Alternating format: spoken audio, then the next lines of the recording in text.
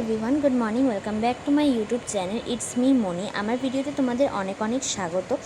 দেখো, সকালবেলা উঠেই আমার জীবনযুদ্ধ শুরু হয়ে গেছে। হ্যাঁ, আমার বড় অফিস যাবে, সেই জন্য আমাকে কিন্তু তাড়াতাড়ি করে রান্নাটা করতে হবে। চলো বেশি বকবক না করে রান্নাটা স্টার্ট করে ফেলি। দেখো, রান্না কমপ্লিট করে আমি কিন্তু রেডি হয়ে গেছি আমার বরকে ছাড়তে যাওয়ার জন্য। আর আজ কিন্তু ভীষণই গরম ছিল, এত গরম ছিল যে বলার মতো না। আমার কিন্তু একদম ইচ্ছা করছিল না ছাড়তে যাওয়ার, কিন্তু কি করব, যেতে তো আমাকে হবে। চলো বেরিয়ে পড়েছি। দেখো রাস্তার দিকে, রাস্তায় কিন্তু এত রোদ আর একটু হাওয়া দিচ্ছিল না, কিন্তু কি করব, চলো ছেড়ে আসি। আর আমার কিন্তু খুব খিদে পেয়েছিল, তার সাথে আমার ছেলেরও। তো টিফিনটা আমি কমপ্লিট করে নিলাম। তারপর ঘরটা গোছানোর পালা।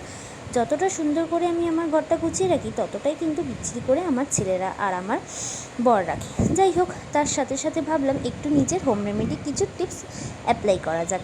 তো কী করলাম, ঘরে থাকা কিছু টমেটোর রস, বেসন, টক দই আর হলুদ গুঁড়ো দিয়ে একটা প্যাক বানিয়ে নিলাম আমার আর আমার শাশুড়ির জন্য।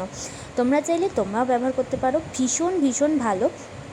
আমি কিন্তু প্রতিদিন ব্যবহার করি, তোমরাও চাইলে প্রতিদিন ব্যবহার করতে পারো, কিন্তু যাদের সময় খুব কম তারা কিন্তু সপ্তাহে 3 দিনও ব্যবহার করতে পারে।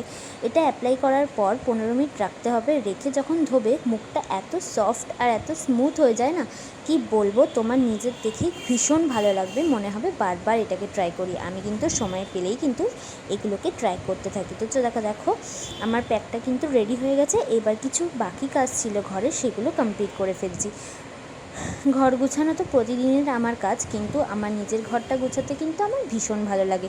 তোমার কেমন লাগে, তোমাদের কেমন লাগে, আমাকে কিন্তু অবশ্যই কমেন্টে জানাবে। আমার কিন্তু নিজের ঘর পরিষ্কার রাখতে ভীষণ পছন্দ, কিন্তু কি বলো তো, রাস্তার সামনে যাদের ঘর তারা খুব ভালো করে জানে যে প্রতিদিন ঘর গোছাতে গেলে কষ্ট তো হয়, কিন্তু সাথে আনন্দও থাকে।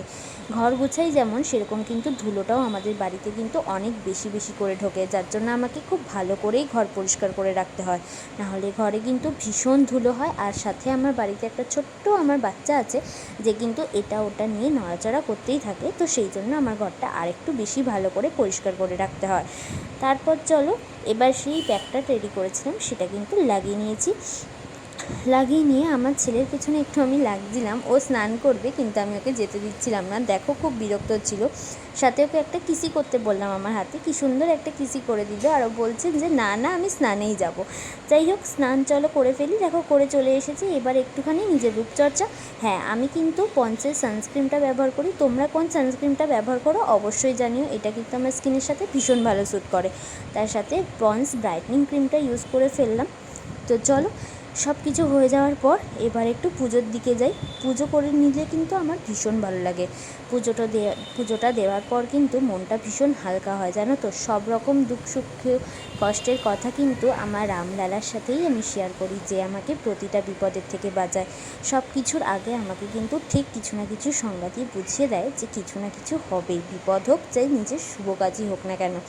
যাই হোক, এইসব করতে করতে আমার নিজের পুজোটা আমি ধীরে ধীরে দিয়ে দিচ্ছিলাম। আমার সিংহাসনটা কিন্তু প্রচণ্ড নোংরা হয়, জানো তো। প্রতিদিনই আমাকে কিন্তু পরিষ্কার করতে হয়। এত ধুলো, রাস্তার সামনে ধুলো, বলার মতো না। মাঝে মধ্যে খুব বিরক্ত লেগে যায় যে দূর, এত কাজ করতে ভালোই লাগে না আমার, কিন্তু যাই হোক, করতে তো আমাকে হবে। তো এইরকম করেই আমি কিন্তু আমার পুজোটা কমপ্লিট করে নিচ্ছিলাম, আর সঙ্গে আমার ভালোবাসা আর চাহিদাটা পূরণ করে নিচ্ছিলাম। এবার চলো লাঞ্চের দিকে এগোই। আজকে লাঞ্চে ছিল ভাত, ডাল, ডিমের তরকারি, চাটনি আর একটু টক দই। চলো করে নিয়ে সকাল দেখো, ঘুম থেকে উঠেই আবার কিন্তু সেই খাওয়া। যারা খেতে ভালোবাসে তাদের কিন্তু সবসময় খাওয়া মনে পড়ে। ওকে, বাই, টাটা।